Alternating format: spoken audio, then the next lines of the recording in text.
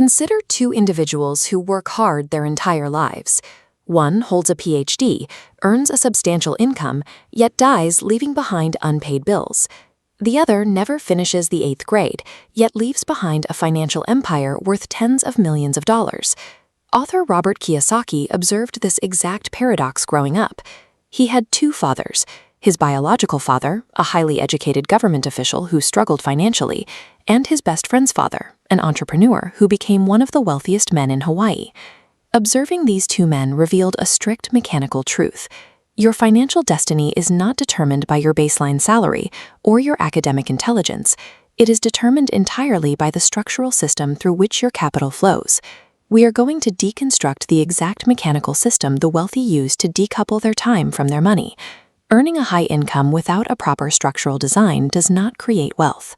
It merely creates a more expensive, highly pressurized form of financial fragility. Most people operate under a linear financial model. You trade a unit of your time for a unit of salary, and you use that salary to survive. This model is incomplete. This 4-quadrant matrix represents a personal financial statement.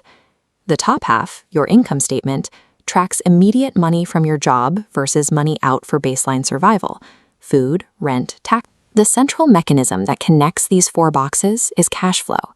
It is the directional movement of a dollar once it enters your system. Mastering the direction of this cash flow is the absolute prerequisite for escaping the traps that keep the middle class working indefinitely. The first rule of this system is that the wealthy do not work for money. They construct systems where their money works for them. To understand how they do this, you have to discard the traditional academic accounting definitions of assets and liabilities. The dictionary definitions confuse the average person and mask the actual flow of capital. This diagram illustrates a strict mechanical definition. An asset is simply a mechanism that puts money into your pocket, regardless of whether you physically get out of bed to work. Conversely, a liability is a mechanism that takes money out of your pocket. While the poor spend their lives acquiring immediate expenses, the rich spend their lives acquiring assets. Structural wealth is the lifelong habit of filling your asset column while rigorously avoiding liabilities that masquerade as assets. The trap most people fall into is the middle-class cash flow pattern. Watch what happens in this system when a professional gets a salary raise. The new money enters the income box, completely bypasses the asset column, and routes straight into liabilities for a bigger house or new car. This higher income simultaneously triggers bracket creep, pushing them into a higher tax bracket and expanding their expense column. The new house places a massive 30-year mortgage debt directly into their liability column. This triggers a cascade of secondary expenses. The bigger house requires higher property taxes, increased maintenance, and new furniture, which is often bought on credit. The cash flow exits the system completely to service this debt. The asset column remains entirely empty. This reveals a harsh mechanical truth. Your primary residence is a liability, not an asset. It perpetually drains your cash flow every single month. This endless, exhausting cycle of increasing your income only to service your expanding liabilities is known as the rat race. The middle class remains financially fragile, despite earning impressive salaries, because they systemically confuse liabilities for assets. The solution requires a shift in focus. You must mind your own business. In 1974, McDonald's founder Ray Kroc spoke to an MBA class at the University of Texas. He asked the students what business they thought he was in. They laughed, assuming the answer was hamburgers.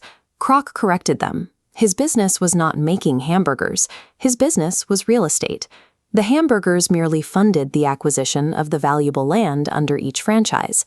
There is a vital distinction between your profession and your business. Your profession is what you do for earned income. Your business is the actual asset column you are building. This matrix shows the necessary strategic pivot. You keep your day job, but you redirect your excess cash flow straight into real assets, like real estate, stocks, or intellectual property. Your profession is merely a funding mechanism. Your actual business is the relentless expansion of your asset column. Once you begin acquiring assets, you can scale them using two major accelerants: corporate structures and invented money.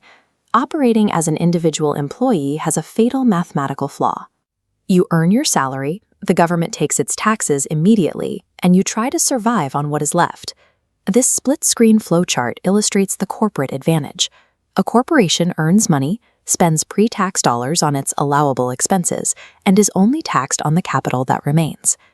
The second accelerant involves moving beyond simply saving money to actively inventing it. This requires high financial intelligence to spot opportunities the masses overlook.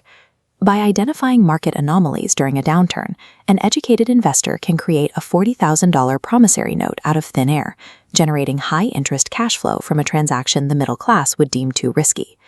Generational wealth requires a legal shield, the corporation, to protect your cash flow, and an agile mind to multiply it. Building this system requires you to reframe the purpose of employment entirely. You must work to learn, not work for money. If you want to build assets, a traditional job is useful only as a paid education.